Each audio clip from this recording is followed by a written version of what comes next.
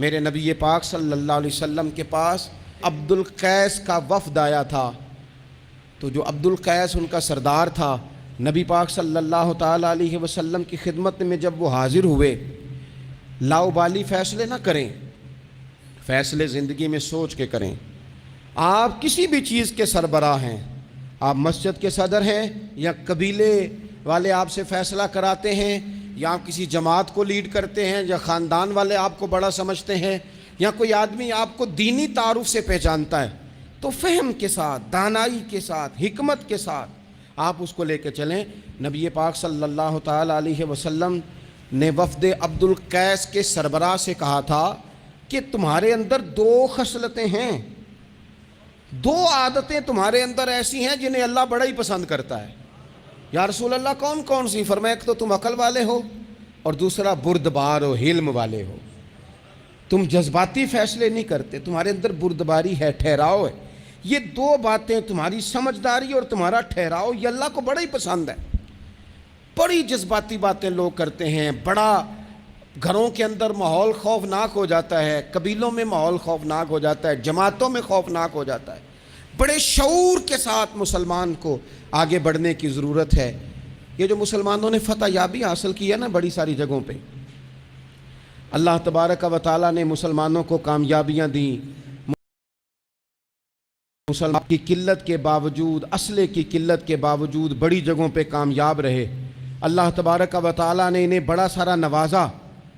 تو اس کے اندر بھی قرآن مجید کی سورہ انفال جب ہم دیکھتے ہیں تو اللہ تبارک و تعالیٰ نے وہاں ارشاد فرمایا کہ مسلمان 100 ہوتا ہے اور وہ صبر کرتا ہے تو وہ 200 کا مقابلہ کرتا ہے، 1000 ہوتا ہے وہ صبر کرتا ہے اور مقابلہ 2000 کا کرتا ہے مسلمان۔ کیوں بھلا؟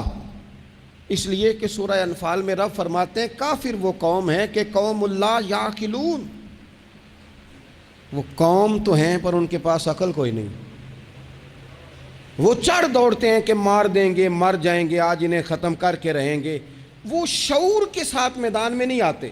لیکن نبی پاک صلی اللہ علیہ وسلم جب اپنے لوگوں کو لے کے جاتے تھے، حضور انہیں سمجھاتے تھے، صف بندی کرتے تھے، نبی پاک علیہ الصلوۃ والسلام ایک طریقہ بتاتے تھے کہ جھنڈا تمہارے ہاتھ میں رہے گا، اگر یہ آدمی شہید ہو جائے تو جھنڈا بھائی مدد اللہ کی ہے، لیکن حکمت کے تقاضے سارے پورے کیے جائیں، وہ سارے کام کیے جائیں جو وقت کے تقاضوں کی ضرورت کے مطابق ہوں۔ رسول پاک صلی اللہ علیہ وسلم ان کو بتایا کرتے تھے کہ تم نے اس درے پہ ڈیوٹی کرنی ہے، کوئی نیچے نہ اترے جب تک ہم نہ کہیں، تم یہاں کھڑے رہو۔ ایک آدمی کو پیچھے رکھتے تھے، تم نے اسکارف لے کے بالکل پیچھے آنا ہے، اگر کسی کا سامان گر جائے، کوئی اونٹ پیچھے رہ جائے، کوئی مسئلہ ہو جائے، تمہیں پتہ ہو۔ شعور کے ساتھ، بالیدگی کے ساتھ بیٹھ کر، عقل کے ساتھ، فہم کے ساتھ۔ ہمارے پاس بہت سارے لوگ آتے ہیں، بڑی بڑی جذباتی باتیں بتاتے ہیں، اس طرح بھی کر دیں، اس طرح بھی کر لیں، آپ لوگوں کو یہ بھی بتائیں، بڑے بڑے رکے آتے ہیں، بڑی بڑی باتیں سخت لوگ کرنے کا کہتے ہیں، ایسی کی تیسی کر دیں آپ۔ تو ہمیں پتہ ہے، چلیں تھوڑا سا کتاب و سنت اپنی نظر سے صحیح، تھوڑے علم سے صحیح، پر ہمیں بھی تھوڑا سا پتہ ہے۔ تو میں بہت سارے دوستوں کو کہا کرتا ہوں کہ او بھائی چلو ٹھیک ہے، سخت بات نہیں کرتے، جلال میں نہیں آتے، پر اس کا یہ مطلب تو نہیں نا کہ ہمیں پتہ نہیں کسی بات کا۔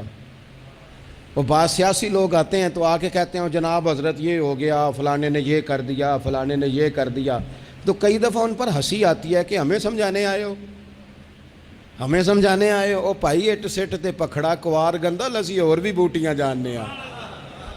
بات نہ کریں تو بات الگ ہے، اخلاق اجازت نہیں دیتا، بہت ساری باتوں کا جواب دیا نہیں جا سکتا، لیکن آپ کیا سمجھتے ہیں سامنے والا بیوقوف ہے، آپ جو کہیں گے وہ قبول کر لے گا؟ اپنی زندگی میں کبھی بھی جذباتی ہو کر فوراً فیصلہ نہ کریں، کبھی زندگی کے اندر تھوڑا سا چیزوں کو ٹھنڈا کریں، شعور پیدا کریں، آپ فہم پیدا کریں، آپ کوئی ایسا کام کریں جس میں آپ محسوس کریں کہ یہ فیصلہ عقل